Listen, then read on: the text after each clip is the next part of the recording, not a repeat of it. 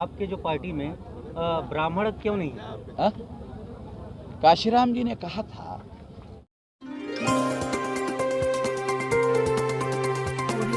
क्या उद्देश्य? कार्यक्रम का उद्देश्य बहुत सिंपल है कि यहाँ हमारे विनिंग कैंडिडेट है। मैं केवल विनिंग कैंडिडेट के प्रचार के लिए घूम रहा हूँ। कैंडिडेट तो बहुत है, मगर मेरी सभाएं विनिंग एरिया में ही लगाई जा रही है केवल।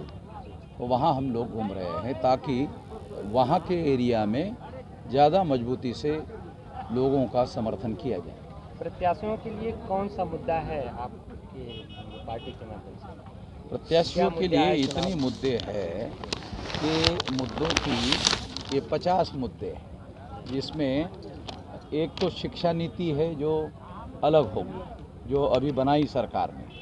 दूसरी कृषि नीति, ये एग्रीकल्चर नीति जो है अलग होगी। जैसे फॉर एग्जांपल कि हमको अगर मौका मिले तो केंद्र में और राज्य में कृषि का सेपरेट बजट होगा।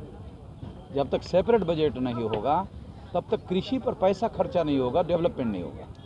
तीसरा है आरक्षण नीति। ये आरक्षण नीति जो है ये एकदम अलग होगी। इसका इम्प्लीमेंटेशन करने का कानून बनाया जाएगा। सर, आपके जो पार्टी में ब्राह्मण क्यों नहीं है? हाँ? काशीराम जी ने कहा था कि अगर हम लोग ब्राह्मण को ले लेंगे तो हमारे नीतियाँ जो है वो कौन सी नीति, परिवर्तन की नीति, उस पर प्रभाव पड़ेगा। तो कहा कैसे कि ब्राह्मण जो है वो परिवर्तन नहीं चाहता है। कैसे? कहा कि परिवर्तन अगर वो हो गया तो ब्राह्मण और शेड्यूल कास्ट बराबरी में आ जाएगा। तो वो लोग नहीं चाहते हैं बराबरी, तो इसलिए वो अगर पार्टी में आ गए तो हमारी बराबरी की नीति खत्म हो जाएगी।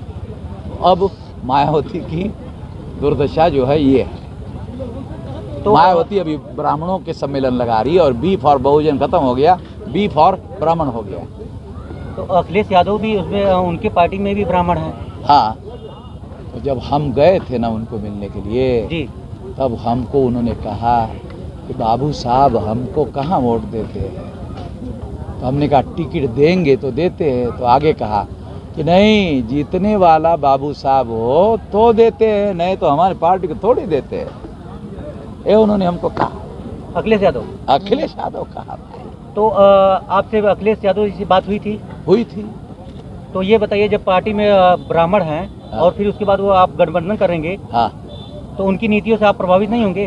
तो वो उनकी पार्टी है, उनकी पार्टी हम चलाएंगे कि हमारी पार्टी हम चलाएंगे? नहीं सर, पार्टी चलाने की सभी लोगों की जरूरत पड़ती है, सभी समुदाय। मैं ये कहता हूँ कि सभी समुदायों की जरूरत पड़ती है, तो उससे ज़्यादा उद्देश्य और विचारधारा की पहले नंबर पर जरूरत होती है। आपने कभी जिंदगी में संगठन बनाया होता तो आपको पता चलता पहले नंबर पर उद्देश्य चाहिए, दूसरे नंबर पर विचारधारा चाहिए, तीसरे नंबर पर कार्यक्रम चाहिए, अनुशासन चाहिए। तो जो आप कह रहे हैं वो नहीं की जरूरत नहीं है। बाबा साहब ने पंजाब में भाषण दिया कि देखो, सांप और नेवले को साथ में नहीं रखा जा सकता। मायावती बाबा साहब का स्पीच है पटियाला का जी। बाबा साहब को समझ में नहीं आता था ज्यादा।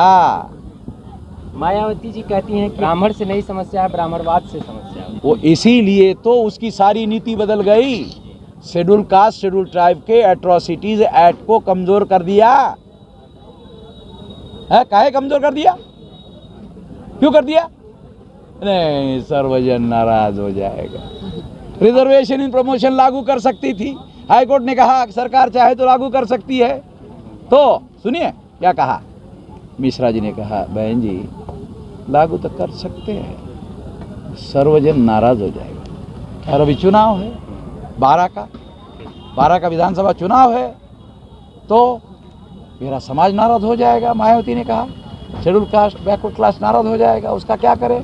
तो मिश्रा जी ने सलाह दिया कि आप उनकी लड़ाई लड़ रहे हैं ऐसा दिखाओ, लड़ो मत, उनकी लड़ाई लड़ रहे हो ऐसा दिखाओ। तो क्या करना होगा? मिश्रा जी को पूछा बहन जी ने, तो सुप्रीम कोर्ट में केस डाल दीजिए अखबार में खबर छाप दीजिए कि मायावती आपकी लड़ाई लड़ने के लिए सुप्रीम कोर्ट में गया। अभी जल्दी में चंद्रशेखर आज़ाद भी पार्टी बना दिए हैं, वो भी बहुजनों की बात करते हैं। हाँ। उनके लिए क्या कहना चाहिए? बहुजनों की बात चंद्रशेखर करते हैं। वो 10वीं बार हमको टेलीफोन किया, 10वीं बार। वो हमने कहा कितने सीटों पर लड़ना चाहते हो, जरा लिस्ट भेज दो, विचार करेंगे। अखबार वाले उनको बहुत ब्राह्मण पब्लिसिटी दे रहे हैं। हम 45 साल से लड़ रहे हैं, हमारा एक लाइन नहीं छाप रहे। तो हमने पूछा कितना उम्र है, 45 है? तो कहा नहीं, 45 नहीं। तो 45, हमने तो लड़ाई लड़ी 45 साल तक, तो हमारी सिंगल लाइन में खबर नहीं है। समझ में आ रहा है? तो आपको ये लग रहा है कि उनके फाइनेंसर जो हैं ब्राह्मण हैं, चंद्रशेखर रावण के? आपसे ज्यादा कौन समझदार हो सकता है? आप ज्यादा समझदार लग रहे हैं, तो हमसे भी ज्यादा समझदार लग रहे हैं। जैसे मायावती ने ब्राह्मणों को ले लिया, उन्होंने भी ले लिया। अब 17 जिलों के अध्यक्ष पश्चिमी उत्तर प्रदेश के, उनको छोड़ करके मायावती के पास चले गए।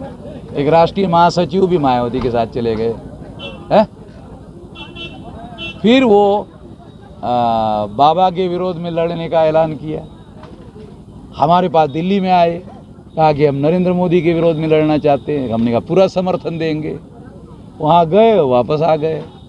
बाबा के पास गए उधर गोरखपुर में, फिर पता चला वहाँ भी नहीं लड़े।